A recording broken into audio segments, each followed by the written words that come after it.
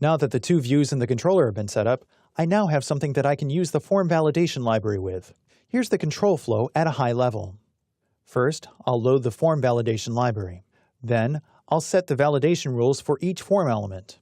When that's complete, I'll execute the validator to see if it passed or not.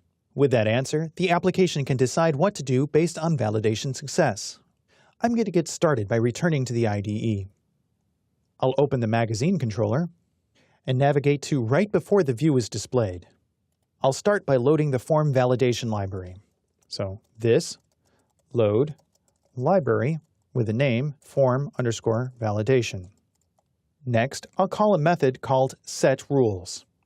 setRules takes an array of arrays that contain 3 key value pairs: the field, which is the form field name, a label, which is a human-readable label that will be shown on failures, and rules, a string containing the names of form validation callback functions. There's a complete list of validators that ship with CodeIgniter at the following URL. For the time being, we'll start slow and build up. This form validation set_rules, then we'll pass an array. The first array will be for publication ID.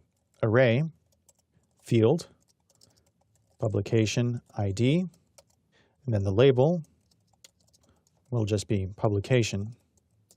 The publication will be required. Fortunately, there's a validator callback named required, which will just check to see if content has been set.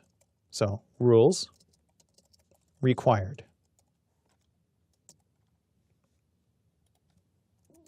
That was pretty straightforward. I'll add a validator for the issue number as well. Array field issue_number label issue number. This time for the rules, I'm going to chain 2 validators together using another validator that ships with CodeIgniter that checks if input is numeric. To specify multiple validators, separate it with a pipe character. So required, and then a pipe, and then is_numeric. Finally, the publication date.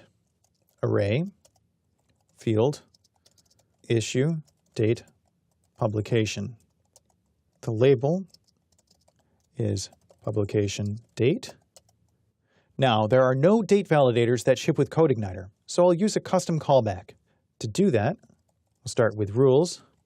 The publication date is required, but for the custom callback, I'll need to start the method name with callback underscore followed by the name of the actual method, which I'll call date validation.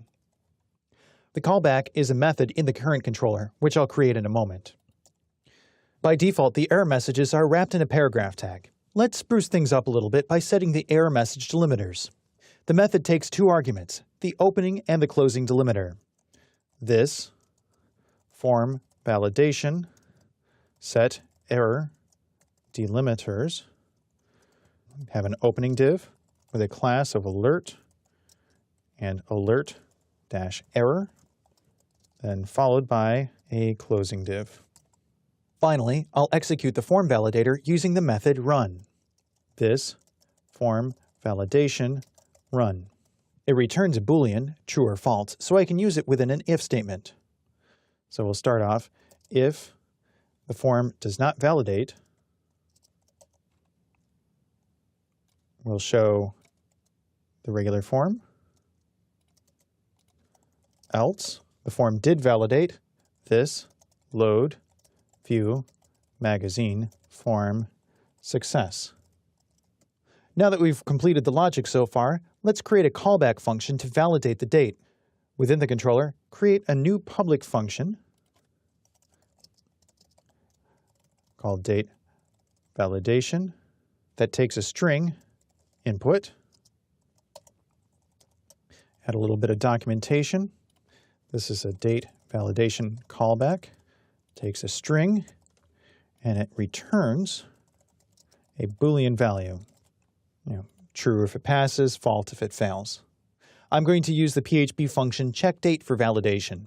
To do that, I'll explode the input on dash. So test date equals explode dash, then input. So if, then not, and I'm going to suppress errors and warnings from checkDate. test date 1, test date 2, and then test date 0. So if it fails that check, I'm going to use one of the methods in form validation known as setMessage. So this form validation setMessage, which takes two arguments. The first is a string containing the field name, which in this case is date validation, followed by a string containing the message itself.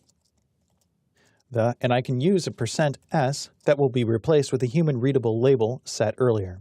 So the %s field must be in year, month, day format.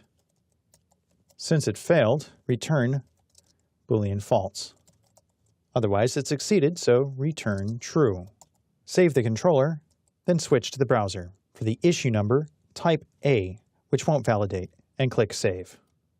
There's no message because the form validation method doesn't produce any automatic output, which gives developer control over how the application performs. Go back to the IDE and open the magazine form view. At the very top, above the form itself, I'm going to echo a function provided by the validation library that will render the errors. Validation errors. Save, then return to the browser and try failing validation again. This time, I see the error messages I was expecting. Let's try to pass validation. So issue number 3, and it was published on 2013, March 1st. Click Save. Magazine created. Success. Except it didn't actually create it because one more piece is needed. Persistence.